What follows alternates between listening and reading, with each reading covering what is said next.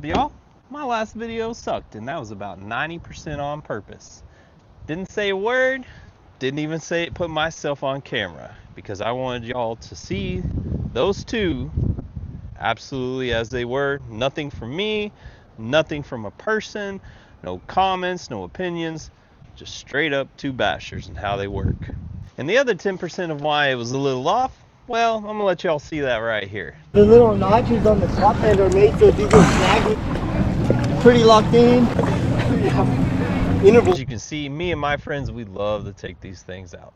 Let's finish it up. We're talking about Mini Kraton, Mini XRT. What does it take to repair those?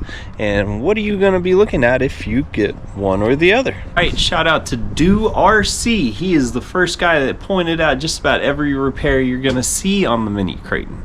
So I'm gonna show you all the parts. We're gonna add up what that cost, what it's gonna be, and where we go from there. Dan, come on, let's go. Giant right here. So like this go. This is the facing space for the Mini XRT. And most of the weeks, this space empties out. This is the space for the Mini Kraton. Here's our one. This varies from time to time, but basically they get about this. Hey y'all, welcome in. So today we're gonna repair this guy, and there are quite a few things to repair. How many total are we gonna have to do? 1, 2, 3, is that all? Nah, I feel like there's one more. 4. This isn't even everything. These are the 4 items that I'm doing at home at the moment. A twisted dog bone. Dog bones right here. Those came to $12.99. Shock towers right here. So that broken shock tower right there. Those were $7.99. The infamous shocks that I am not showing y'all what I did. These are $54. Broken chassis, you can see there, as well as back here on that part underneath the shock tower. Guys, these are some real weak points to a chassis. So chassis, $27. So our grand total for those two parts, we got 27, we got 54, that comes to 81, we got 8, that comes to 89, we got another 13, there's $102 right there, 102 for just these 4 parts. What's not included so far? This fan motor and this ESC fan. Now, get this, you cannot get the ESC fan by itself. This is a proprietary Arrma freaking product. The only way to get this fan is with the ESC. Let's go over that. So 2 days after I turned in the first video for my disappointment in the Kraton, Mini Kraton, I did reach out to Arrma directly 5 total times. And what it actually took for me to get addressed on this was going to a third party. My hobby shop manager went through his rep, and it took a week further to get an answer. So here's the answer, right? They're gonna replace the motor with the fan, and they're gonna replace the ESC because it has the fan. So that right there, I priced the ESC, that's a $75 part. I priced just the fan for the motor, that's another $20 part. So right, there's another $95 in repairs, but they're going a step further, they're gonna replace the motor. That's another $100, right? So that's already up to $200 for your 2 electronics and another $102 for parts. That's the price of this car. 7 times. By the way, I've taken this guy out 7 times. 7 times, needs $300 in repairs.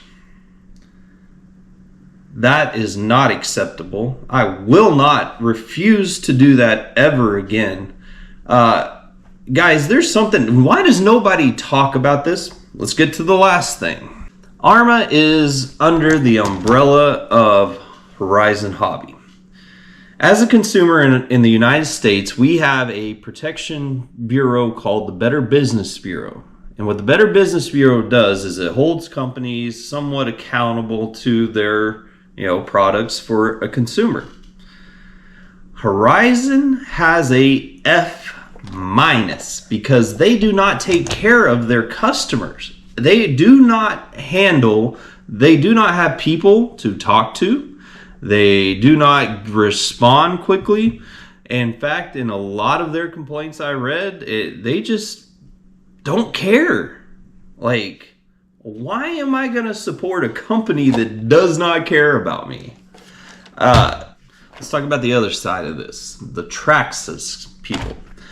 I received a product. I was hoping I still had the packaging. I could not find it. I received a product that was a pinion and a spur gear that included a little bitty grub screw. Y'all know, if you're familiar with RCs, you know exactly what I'm talking about. That grub screw came in a little rusted. And I ordered it for the XRT because I had rusted out that spur and pinion, so I was really not wanting to deal with anything rusted. Yes, hello, thank you for calling Traxxas. Hi, I received a product, and in this product it had a rusted grub screw. Oh, we're so sorry for that. What was the product? Let me look it up. Yeah, here's what it is. Here's how it came in.